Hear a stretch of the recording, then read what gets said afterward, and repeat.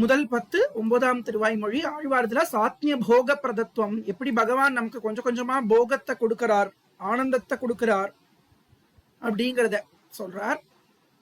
இவையும் அவையும் உவையும் இவரும் அவரும் உவரும் எவையும் எவரும் தன்னுள்ளே ஆகியும் ஆக்கியும் காக்கும் அவையுள் தனி முதலெம்மான் கண்ணபிரான் என்னமுதம் சுவையன் திருவின் மணாளன் என்னுடைய சூழல் உளானே. இவையும் அவையும் உவையும், இவை அவை உவை, பக்கத்துல இருக்கக்கூடிய அச்சேதன பொருட்களை இவைன்னு சொல்றோம், தூரத்துல இருக்கக்கூடிய அச்சேதன பொருட்களை அவைன்னு சொல்றோம். இது ரெண்டுக்கும் நடுவுல பக்கமும் இல்லாம தூரமும் இல்லாம இருக்கக்கூடிய அச்சேதனமான, அதாவது அச்சேதனம்னா என்ன, அறிவில்லாத பொருள்கள், அத இவை அவை உவைன்னு சொல்றோம்.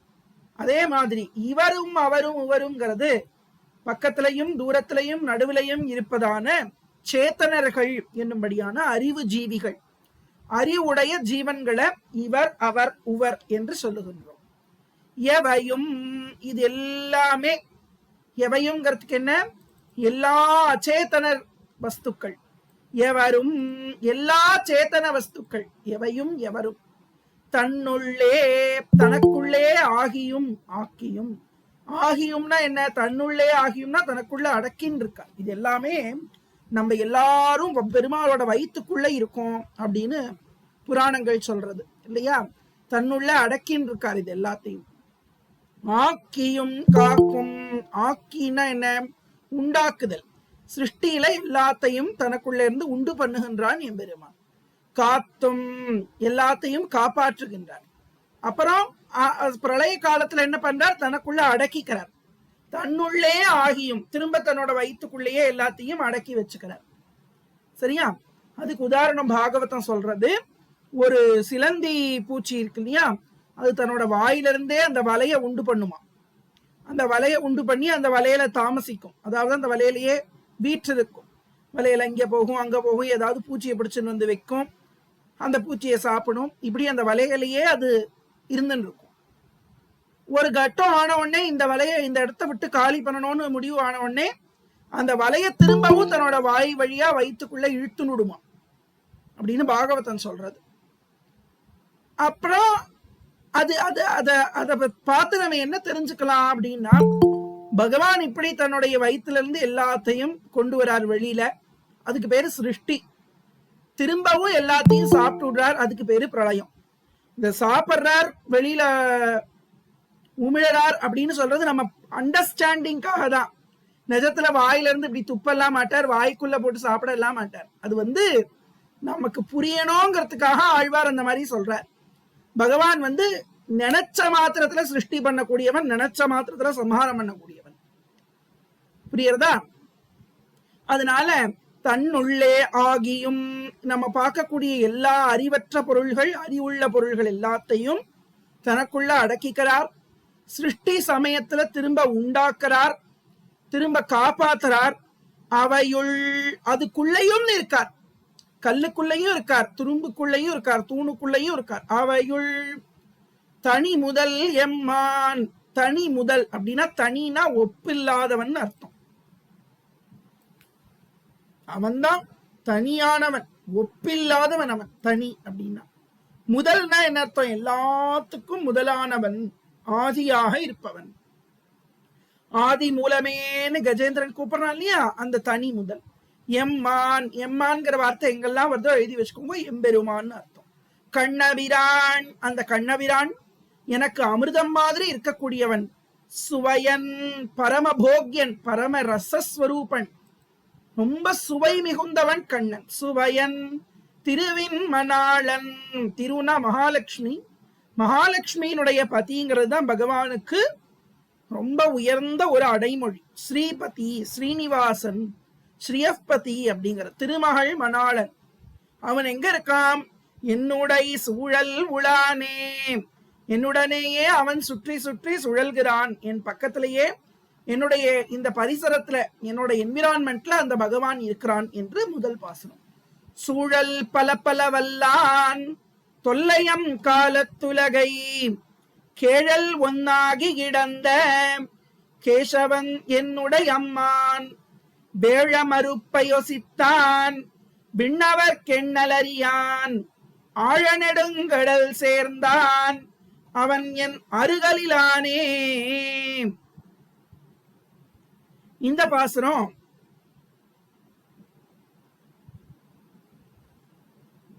பகவான் பக்கத்துல வரார் அப்படின்னு, இலானே அப்படிங்கிறதுக்கு இல்ல அப்படின்னு அர்த்தம் பண்ணக்கூடாது, இருக்கிறான்னு அர்த்தம் பண்ணணும்.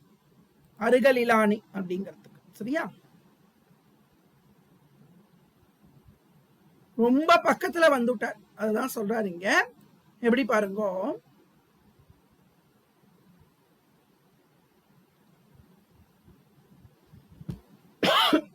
சூழல் பல பல வல்லான். சூழல் அப்படின்னா என்னன்னா அவதாரங்கள், பக்தர்களை எல்லாம் வசீகரணம் பண்ணும்படியான பல பல அவதாரங்களை செய்யக்கூடியவன் அவன். இந்த இடத்துல சூழல்னா அவதாரம்னு அர்த்தம். பல பல அவதாரம்ங்கிறதே எப்படின்னா கபட்ட நாட்டக சூத்திரதாரிவை அப்படின்னு சொல்றாளே, பகவானே அந்த அவதாரத்துல யார் யாரெல்லாம் வரணும்னு சூஸ் பண்ணுவார். ஹிரண்யாக்ஷன்கிறவன் யாருன்னா அங்க இருந்து ஒரு வைகுண்டத்துல இருந்தே ஒரு ஜெய விஜயாலயே இங்க ஹிரண்யாக்ஷ ஹிரண்ய கசிப்புவா பகவான் அனுப்பிச்சு வைக்கிறார், அவளை சம்ஹாரம் பண்றார். இது எல்லாமே ஒரு நாடக மேடை மாதிரி. எல்லா கேரக்டர்ஸையும் பகவானே டிசைன் பண்ணுவார். அந்த சூழலை பகவானே டிசைன் பண்ணி தானும் அதுல விளையாடுவார். பல பல வல்லான், அத பல பல அவதாரங்களை எடுக்க வல்லவர். பகவான் எடுத்த ஒவ்வொரு அவதாரமுமே இப்படி பகவானா கிரியேட் பண்ண ஸ்டேஜ் தான். பகவானா ஸ்டேஜை கிரியேட் பண்ணி அதுலயே பகவான் ஒரு கேரக்டராகவும் ஆகி விளையாடுவார்.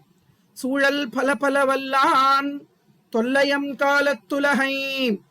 தொல்லை அப்படின்னா தொன்மைன்னு அர்த்தம். தொல்லைனா என்ன அர்த்தம்? ரொம்ப பழமையான, ரொம்ப ரொம்ப ரொம்ப ரொம்ப ரொம்ப ரொம்ப முன்னாடி காலத்துல. காலத்து, அம்னா அழகு, காலம்னா இந்த இடத்துல கல்பம், ஒரு காலம், கால அளவு. கல்பம்ங்கிறது ஒரு கால அளவு. இன்னொரு காலத்தில் ஸ்வேதவராக கல்பத்துடைய ஆதியிலே அவன் என்ன பண்ணான்? உலகை கேழல் ஒன்னாகி இடந்த, கேழல்னா வராகம், ஒப்பில்லாத ஒரு வராகமாக ஆகி இடந்தான். கோரை பல்லினால் குத்தி இந்த பூமியை மேல தூக்கின்னு வந்தான். இடந்தல், இடத்தல்னா அப்படி பொழந்து மேல தூக்கின்னு வர்றது இடத்தல். அதனாலதான் கேழல் ஒன்னாகி கிடந்த கேசவன் என்னுடைய அம்மான். கேசவன் வராக அவதாரத்தை வைபவத்தை இங்க சொல்ற பாருங்கோ. தொல்லையம் காலத்து உலகை கேழலொன்னாகி இடந்த அப்படிங்கிறது வராகாவதார வைபவம். கேசவன், கேசிய கொண்டதுனால கேசவன் அர்த்தம். இன்னும் நிறைய அர்த்தம் இருக்கு. அழகான கேசங்களை உடையவன் ஒரு அர்த்தம் இருக்கு. என்னுடைய அம்மான், என்னுடைய எம்பெருமான், என்னுடைய சுவாமி. அப்புறம் வேழமறுப்பை யோசித்தான். ஒசித்தல்னா ஒடித்தல். என்னத்தை ஒடித்தான்? வேழத்தின் மறுப்பு, மறுப்புனா கொம்பு, தந்தம், யானை. வேழம்னா யானை. குவலையா பீட்டம்னு ஒரு யானையை நிறுத்தி வச்சிருந்தான் கம்சன். அதுக்கு மயக்கமூட்டக்கூடிய பானங்களை எல்லாம் கொடுத்து கண்ணன் வரும்போது கண்ணனை துவம்சம் பண்ணணும்னு அந்த யானைய நிப்பாட்டி, அது மேல ஒரு யானை பாகனை நிப்பாட்டி, கீழையும் 2-3 பேரை நிப்பாட்டி எல்லாரும் சேர்ந்து அந்த யானைய ட்ரிகர் பண்ணி விடுறா. பகவான் வந்த உடனே குத்தி விடுறா அங்குசத்தினால. அந்த யானையானது வேகமா ஓடி வருது, கண்ணனை தூக்கி எறியலாம்னு சொல்லி ஓடி வருது. பகவானோ அந்த யானைய விளையாட்டு காட்டி அதோட வாலை பிடிச்சு பலமுறை சுத்தி கீழே போட்டு அந்த கொம்பை ஒடிக்கிறார், அந்த தந்தத்தை ஒடிக்கிறார். குவலையா பீட்டம்ங்கிற வேழத்தின் மறுப்பை கண்ணன், மறுப்புனா கொம்பு, கொம்பை ஒசித்தான், ஒடித்தான் கண்ணன். விண்ணவர் கெண்ணல் அறியான். விண்ணவர்கள்னா இங்க தேவர்கள். தேவர்களால கூட நினைக்க முடியாத பெருமை உடையவனாக எம்பெருமான் இருக்கான். ஆழ நெடுங்கடல் சேர்ந்தான். ஆழமான, நெடியனா நீண்ட கடல், பார்க்கடலில் சேர்ந்தான். சேர்ந்தான்னா இந்த இடத்துல அங்க வசிக்கின்றான். அந்த பார்க்கடலில் கண் வளர்ந்து உறங்கி அருள்கின்றான் எம்பெருமான்.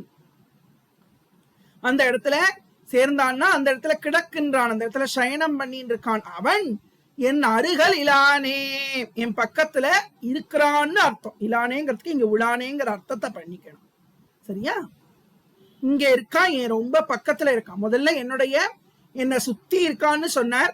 ஒரு இடத்துல என்னை சுத்தி இருக்கக்கூடிய இந்த இந்த இடத்துல இருக்கான் அப்படின்னு சொன்னார். இப்ப ரொம்ப பக்கத்துல வந்துட்டான், அதுதான் அருகலிலானின்னு சொல்ற. அடுத்தது அருகலிலாய பெருஞ்சீர் அமரர்களாதி முதல்வன் கருகிய நீல நன்மேனி கருகிய நீல நன்மேனி வண்ணன் செந்தாமரை கண்ணன் ஒரு சிறை புள்ளு வந்தேரும் பூமகளார் தனிக்கள்வன் ஒரு கதியின் சுவை தந்திட்டு ஒழிவிலன் என்னோடு உடனே அருகல் இலாய பெரும் சீர் அமரர்கள். இந்த இடத்துல அமரர்கள்ங்கிறது நித்தியசூரிகள். எந்த இடத்துல தேவர்கள் எந்த இடத்துல நித்தியசூரிகள்ங்கிறத நீங்க தான் மார்க் பண்ணிட்டே வரணும். போன இடத்துல விண்ணவர்ங்கிறது யாரு? தேவர்களை சொன்னார். இந்த இடத்துல அமரர்கள்னு நித்தியசூரிகளை சொல்ற. நித்தியசூரிகளுடைய பெருமை என்னன்னா, அமரர்கள் ஆதி முதல்வன், அவர்களுக்கெல்லாம் முதல்வனாக பகவான் இருக்கிறார். பகவான் எப்பேற்பட்டவன்? அருகல் இலாய பெரும் சீர். அருகல் அப்படின்னா என்னன்னா அபக்ஷங்கள். அபக்ஷம்னா என்ன அர்த்தம்? குத்தங்குறைகள். குத்தங்குறைகளே இல்லாதவன் பகவான். அருகல் இலாய பெரும் சீர், பெரும் சீர் உடையவன், பெரும் குணங்களை உடையவன், கல்யாண குணங்களை உடையவன். ஆதி அமரர்களாக இருக்கக்கூடிய நித்தியசூரிகளுக்கு ஆதி முதல்வனாய் இருப்பவன். கருகிய நீல நன்மேனி வண்ணன். கருகியனா கருத்த நீலம். நீலமணியில நல்ல டார்க் ப்ளூல இருக்கும், அதுக்கு பேர் இந்திர நீலம்னு பேரு. கருகிய நீலம்னா என்ன அர்த்தம்? இந்திர நீலம். எழுதி வச்சுக்கோங்க. கருத்த நீலமணி, இந்திர நீலமணி. இந்திர நீலமணி சன்னி பாபகனன். அந்த பாத்துல வருது ஜெகதானந்த காரகா அப்படின்னு தியாகராஜ கிருதி இருக்கு இல்லையா, அதுல சொல்றார் இந்திர நீலமணி மாதிரி இருக்கியே பகவானே. ஜகதானந்த காரகா ஜயம் ஜானகி பிராணநாயகா ஜகதானந்த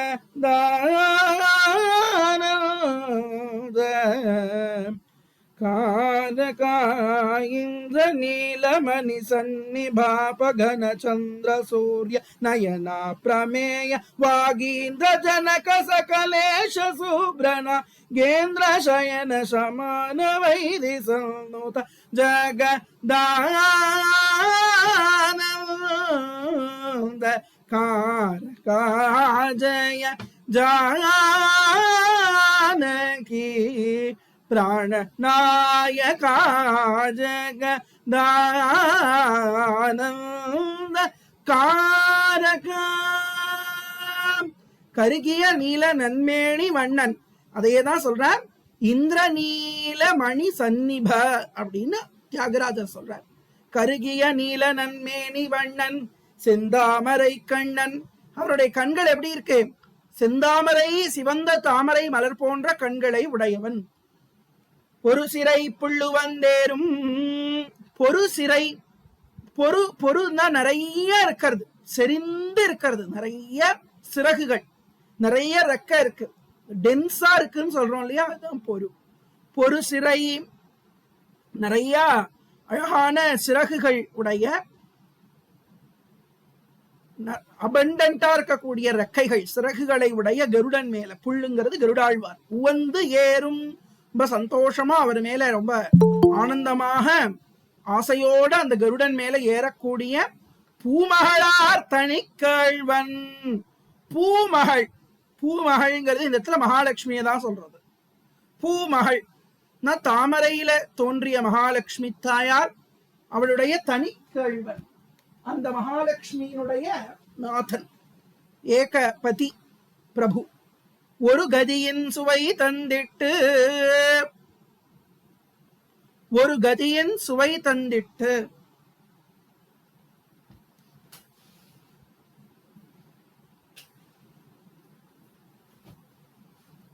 ஒரு கதிங்கிறது என்ன அர்த்தம்னா, கொஞ்சம் ஒரு கொஞ்சோண்டு ஒரு ஆசைய காமிச்சுட்டு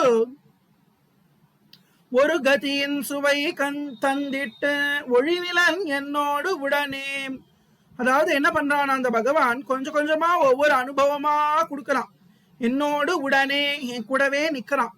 தனிக்கேழ்வன் நாதனான அந்த எம்பெருமான் ஒரு ஒரு கதியின் சுவை தந்திட்டு கொஞ்சமா அப்படி பக்கத்துல வர்றது போறது, அப்படியே ஒரு ஒரு சின்ன பக்கத்துல ஓடி வந்து ஒரு போகத்தை கொடுக்கறான். பகவான் நம்மளை பார்த்தாலே அது போகம், பகவான் நம்மளை தொட்டாலே அது போகம், பகவான் நமக்கு பக்கத்துல வந்தாலே அது ஒரு போகம். அப்படி கொஞ்சம் கொஞ்சமா அந்த டேஸ்ட் பகவத் ரசத்தை அந்த சுவையை கொஞ்சம் கொஞ்சமா கொடுத்துட்டு அப்புறம் என்ன பண்றான், அங்க இருந்து போகாம பக்கத்திலேயே சுத்தி சுத்தி கண்ணன் வந்துட்டு இருக்கான் அப்படின்னு சொல்றார். இந்த திவாகர மகர்ஷின்னு ஒருத்தருக்கு பகவான் இப்படி எல்லா லீலைகளையும் கொடுத்தான். எப்படி ஆழ்வார்க்கு கொடுக்கறானோ அப்படி ஒரு நாள் இவரை கோபப்படுத்தணும்னு சொல்லி சால கிராமத்தை எடுத்து வாயில போட்டுண்டானா அவர் பூஜை பண்றது. உடனே அவர் கோபம் வந்துட்டான். அவர் வந்து பகவான அந்த குழந்தை ரூபத்துல பகவான் வந்தான். அவனை ஒரு குழந்தையாத்தான் பார்த்தார், பகவானா பார்க்கல. அதனால பகவான் மறைஞ்சு போயிட்டான். நீ வந்து என்ன அனந்தபுரியில வந்து பாரு, அனந்தவனத்துல வந்து பாருன்னு பகவான் சொல்லிட்டு இந்த திவாகர மகரிஷி ரொம்ப தூரம் தேடிட்டு வந்ததுக்கு அப்புறம் திருவனந்தபுரத்துல வந்து திரும்பவும் பகவான் காட்சி கொடுத்தான்னு. அதுதான் திருவனந்தபுரத்தோட ஸ்தல புராணம். அப்படி இருக்கும்போது எப்படி அந்த திவாகர மகரிஷிக்கு பக்கத்துல வந்து விளையாடினாங்கிறது எல்லாம் சுவாதி திருநாள். நீங்க எல்லாம் பத்மநாப சதகம் படிச்சிருப்பேன். அந்த பத்மநாப சதகத்து மாதிரியே இன்னொரு கிரந்தம் பண்ணியிருக்கார், பெரிய கிரந்தம், சியானந்தூரபுர வர்ணன பிரபந்தம்னு ஒரு கிரந்தம். அதுல எப்படி எல்லாம் கண்ணன் விளையாடினான்னு இதே மாதிரி சொல்றார் சுவாதி திருநாள் மகாராஜா. உடனமர் காதல் மகளேர் திருமகள் மண்மகள் ஆயர் மடமகள்.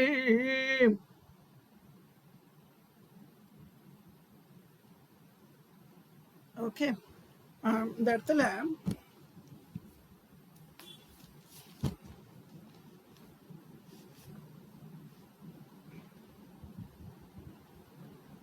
பகவான் கூட இருக்கக்கூடிய பிராட்டிமார்களுடைய வைபவம் இங்க சொல்லப்படுறது.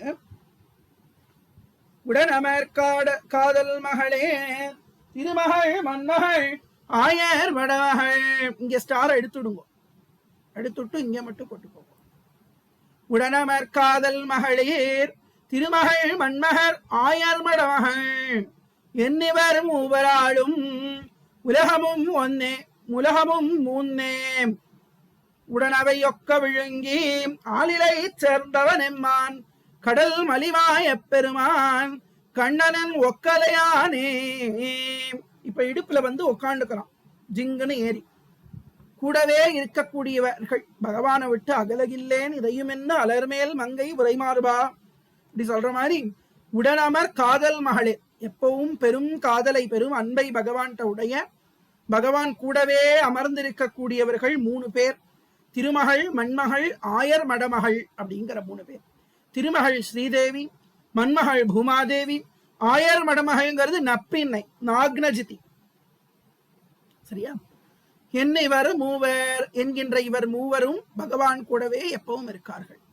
ஆளும் உலகமும் மூன்னே, பகவான் ஆளக்கூடிய உலகங்களும் 3 லோகங்கள்ங்கிறது என்ன அப்படின்னா, அதாவது பாதாளத்திலிருந்து சொர்க்கம் வரைக்கும் ஒரு லோகமா, ஜனோலோகம் தபோலோகம் சத்தியலோகம்ங்கிறது ஒரு பாகம், மகர் லோகம்ங்கிறது ஒரு பாகம். இப்படி சொல்றார்கள்.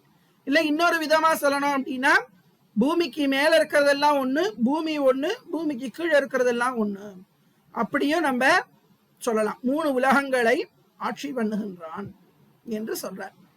அதாவது என்னன்னா, நித்தியர்கள் முக்தர்கள் பத்தர்கள் இவா 3 பேர் இருக்கக்கூடிய லோகங்களா 3 லோகங்கள். நித்தியர்கள் பரமபதத்தில் இருப்பார்கள். முக்தர்கள் அப்படிங்கிறவா முக்தி அடைஞ்சவர்கள். அடுத்து பத்தர்கள். இப்படி 3 விதமான உலகங்கள் அப்படின்னு சொல்றது உண்டு.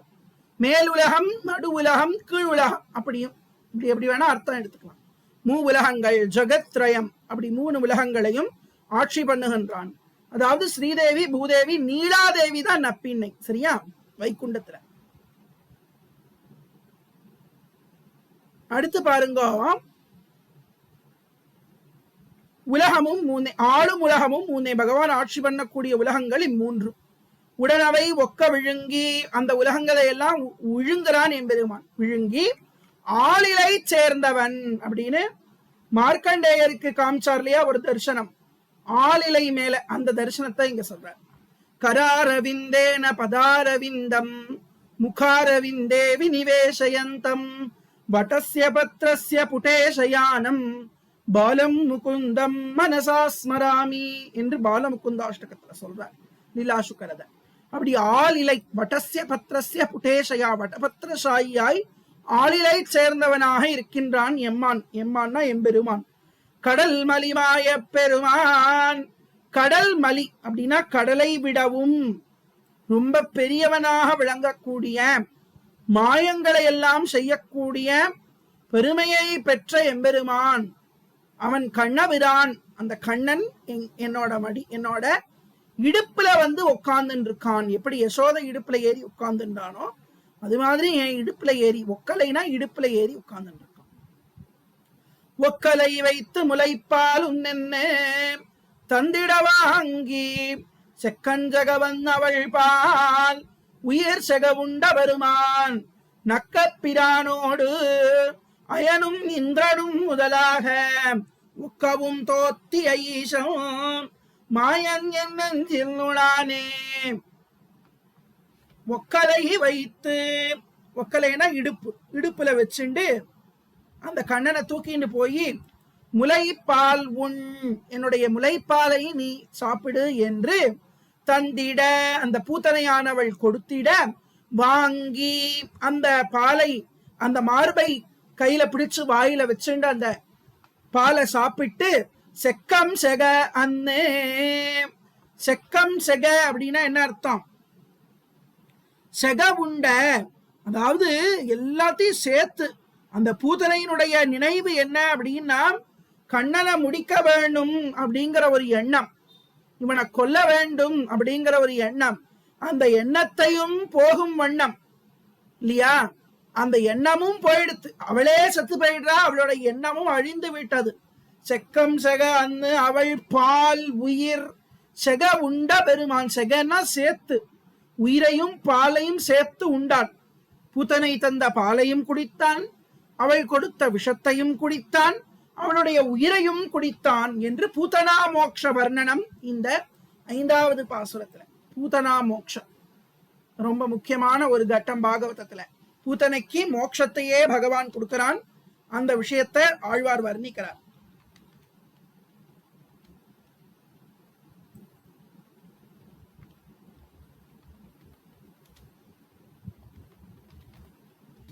ஓகேவா?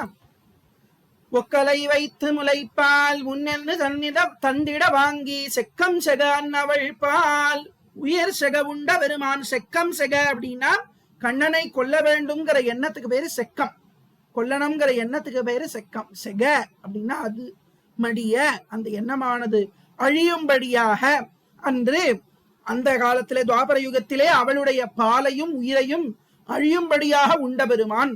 நக்கப்பிரானோடு, நக்கப்பிரான் அப்படின்னா நக்னனாக இருக்கக்கூடியவர்னு அர்த்தம். அதாவது சிவபெருமான் வந்து வஸ்திரங்கள்லாம் தரிக்காம இருக்கிறார், திகம்பரராக இருக்கிறார். அதனால அவருக்கு நக்கப்பிரான், நக்னங்கிற வார்த்தை சம்ஸ்கிருத வார்த்தை. நக்னஹான்னா திகம்பரஹான்னு அர்த்தம். ஆகாசத்தையே அவர் வந்து உடையாக அணிஞ்சிருக்கிறவர். யாரு? சிவபெருமான். நக்கப்பிரான் அப்படின்னு அதனால பேரு, நக்னம் ஸ்வரூபியா இருக்கிறதுனால. சரியா? அந்த சிவன் அவரும் அயனும் இந்திரனும் முதலாக, அயன்னா பிரம்மா இந்திரனும், நக்கப்பிரானும் அயனும் இந்திரனும் இவ முதலாக ஒக்கவும் தோத்திய ஈசன். அவ ஆரம்பிச்சு பிரம்மா ருத்ரன் இந்திரன் முதலான எல்லா பதார்த்தங்களை, இந்த உலகத்துல இருக்கிற சகலமான பேரையும், சரியா, எல்லாத்தையும் அவர் என்ன பண்றார்? படைத்தவர். ஒக்கவும் தோற்றிய ஈசன். பிரம்மாதான் உலகத்தை படைச்சார்னா பிரம்மாவையே படைச்சவர் பகவான். அதனால ஒக்கவும் தோற்றிய ஈசன் மாயன். அவன் என் நெஞ்சுக்குள்ள இருக்கின்றான், என் நெஞ்சுக்குள்ள இருக்கான். என் நெஞ்சில் உளான், என் நெஞ்சின் உளான், நெஞ்சின் உளான்னா மார்பு மேல இருக்கிறான்னு அர்த்தம். என் மார்புல ஏறி விளையாடுறான்னு அர்த்தம். மாயன் என் நெஞ்சின் உள்ளான் மற்றும் எவர்க்கும் அதுவே. காயமும் சீவனும் தானே காலும் எரியும் அவனே சேயனியனவர்க்கும் சிந்தைக்கும் கோச்சரமல்லன் தூயன் துயக்கண் மயக்கண் என்னுடைய தோழினையானே.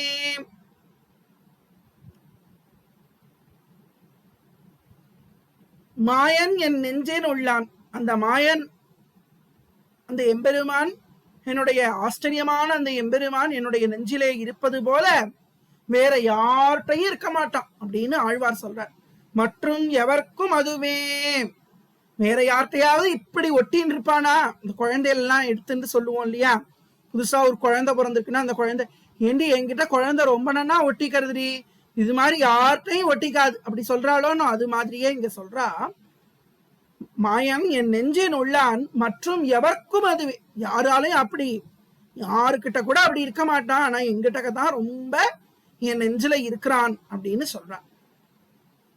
காயமும் சீவனும் தானே, உடலும் உயிரும் தானேயாய் இருக்கின்றான்.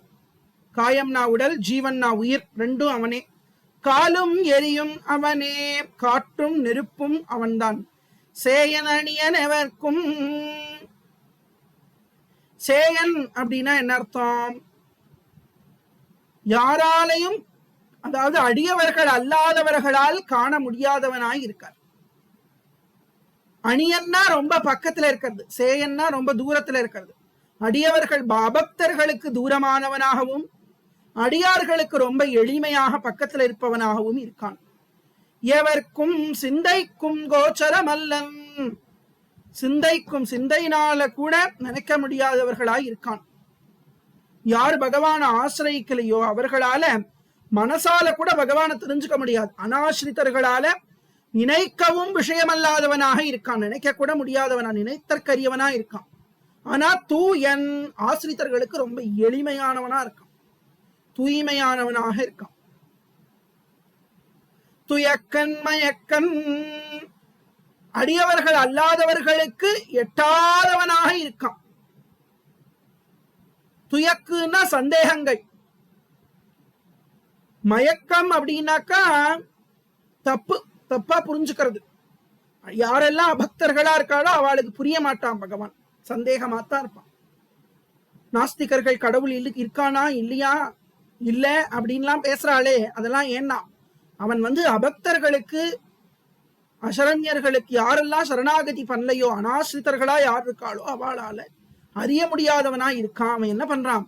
என்னுடைய தோல் இணையானே, என்னோட தோள்கள் ரெண்டுலையும் ஏறி உட்கார்ந்து இருக்கான். இணைனா ரெண்டு தோள்கள், இணைகள், இணையான தோளிலே அவன் இருக்கின்றான். தோளினை மேலும் நன்மார்பின் மேலும் சுடர்முடி மேலும் தாளினை மேலும் புனைந்த தன்னம் துழாயுடைய அம்மான் கேளினை ஒன்னுமிலாதான் கிளரும் சுடரொளி மூர்த்தி நாளனைந்தொன்னு மகளான் என்னுடைய நாவினுளானே. எம்பெருமான் எப்படி இருக்கான்? தோளினை மேலும், தன்னோட ரெண்டு தோள்கள் மேலையும், நன்மார்பின் மேலும், அழகிய நல்ல மார்பின் மேலும், சுடர் முடி மேலும், ஒளி பொருந்திய திருமுடி மேலும், தாளினை மேலும், ரெண்டு திருவடிகளையும் கூட என்ன வச்சிருக்கார்? புனைந்த தன்னம் துழாய். பிருந்தாவன துவாதசி இன்னைக்கு துளசி கல்யாணம், அதே சமயம் நமக்கு இந்த விஷயம் அனுபவிக்கிறதுக்கு வருது. தன்னம் துழாய் உடைய அம்மான் அப்படின்னு அந்த துளசி மாலையை ரொம்ப அழகா ஜிலு ஜிலு ஜிலு ஜிலு சாத்தின் இருக்கிறான் எம்பெருமான் அப்படிங்கிற. துளசி மாலையை எங்கெல்லாம் சாத்தின் இருக்கிறானாம்?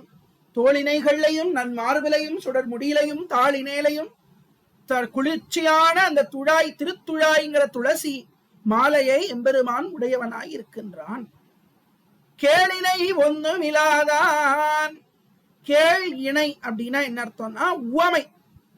பகவான் இது மாதிரி இருக்கான்னு சொல்லி ஒரு உபமானம் சொல்லலாம் அப்படின்னா, அப்படி இணை ஒன்றும் இல்லாதவனாக இருக்கான்.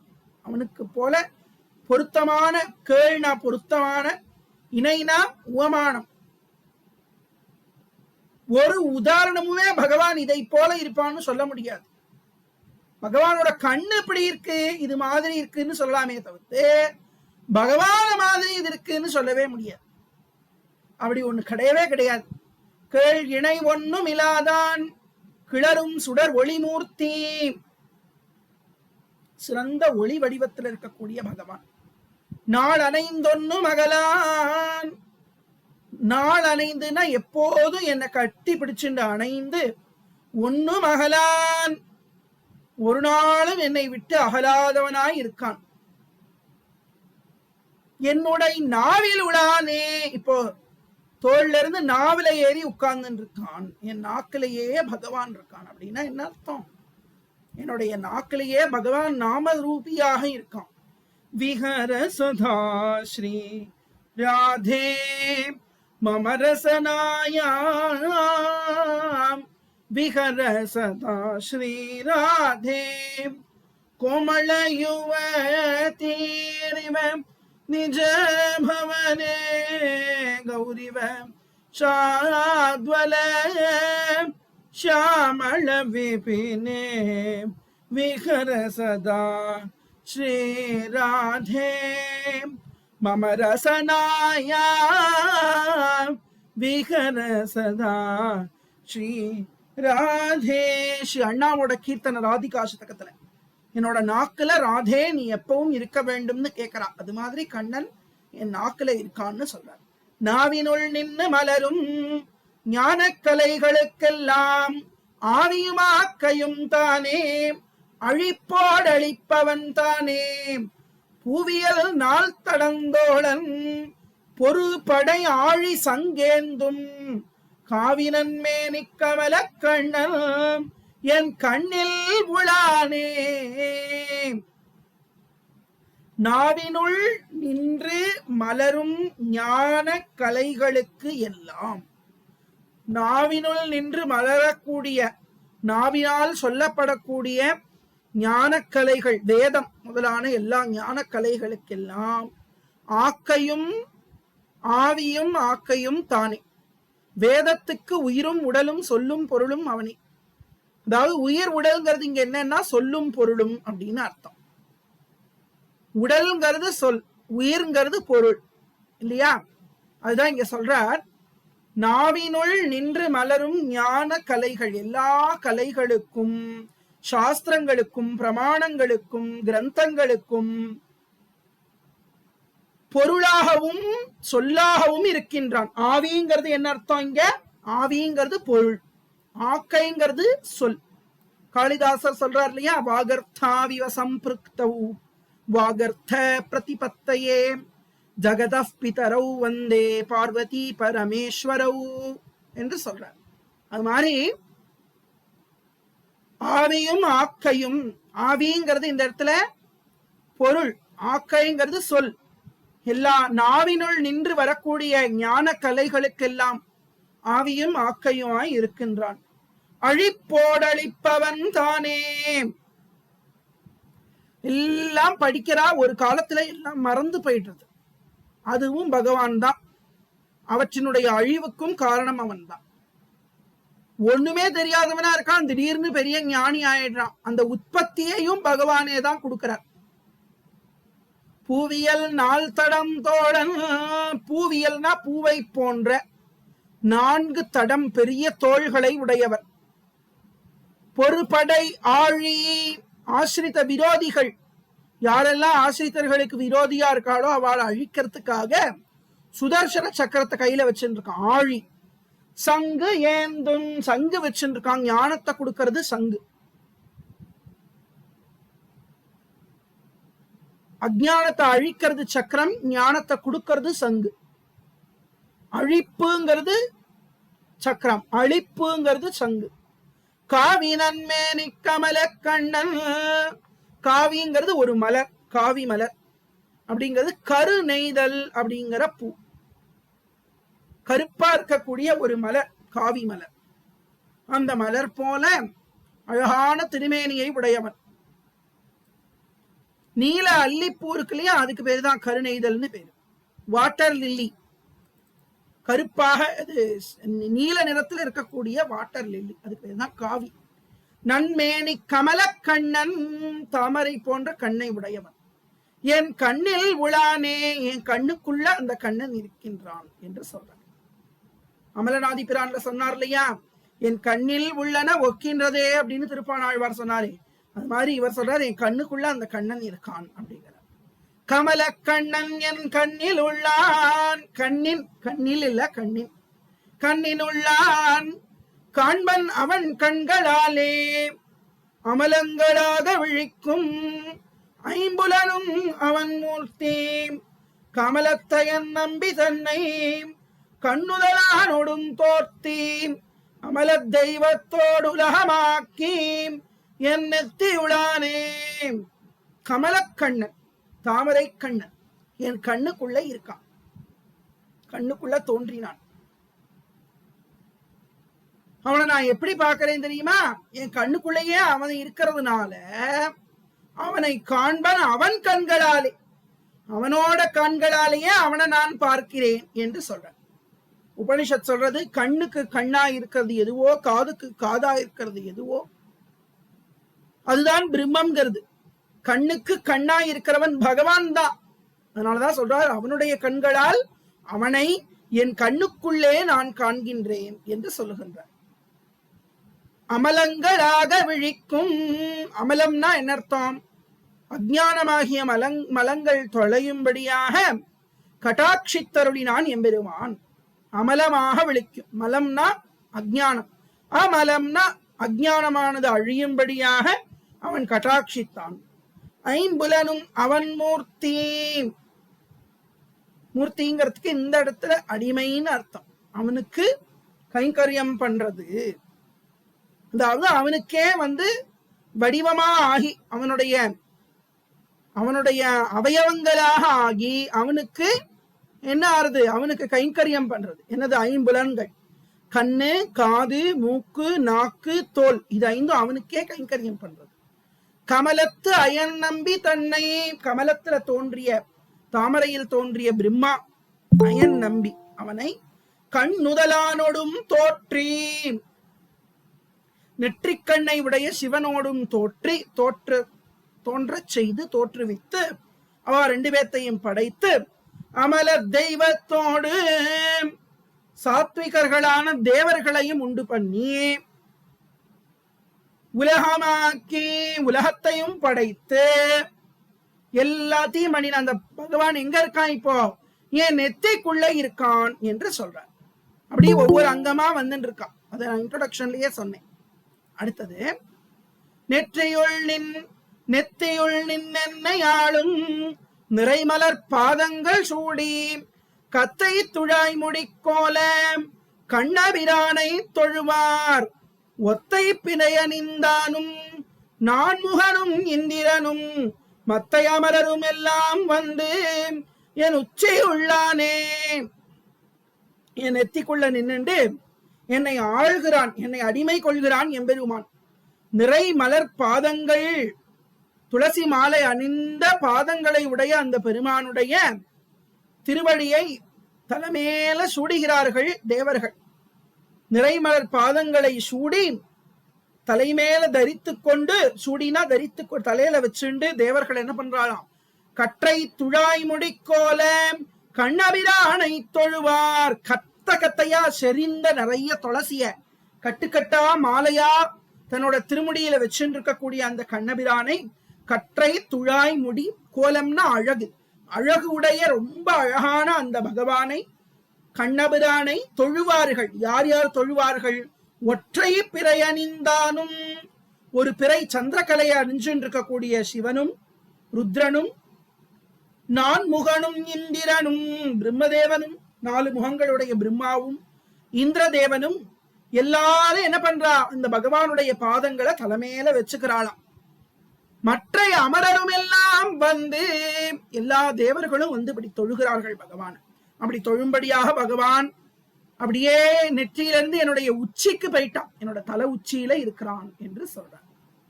உச்சி உள்ளே நிற்கும் தேவதேவர்க்கு கண்ணபிரார்க்கு இச்சையுள் செல்ல உணர்த்தி மண்குருகூர் சடகோபன் இச்சொன்ன 1000 இவையும் ஓர் 10 எம்பிரார்க்கு நிச்சலும் விண்ணப்பம் செய்ய நீழ்கடல் சென்னி பொறுமே.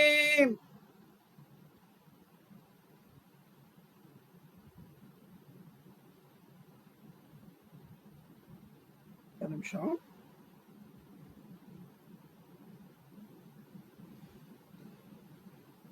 உச்சியுள்ளே நிற்கும் தேவதேவர்க்கு உச்சியில தலை உச்சியில பகவான் இருக்கான்.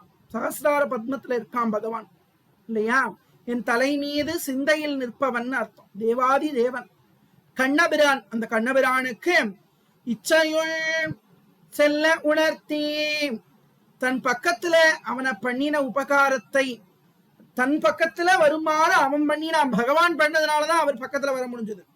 பகவானுடைய சித்தம் இல்லாட்டினா இது எதுவுமே நடந்திருக்காது.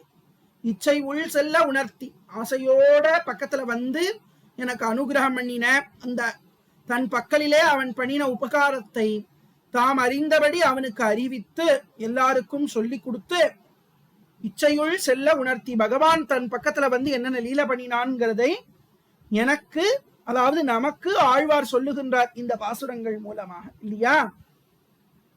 இச்சையுள் செல்ல உணர்த்தி வன்குருகூர் சடகோபன்.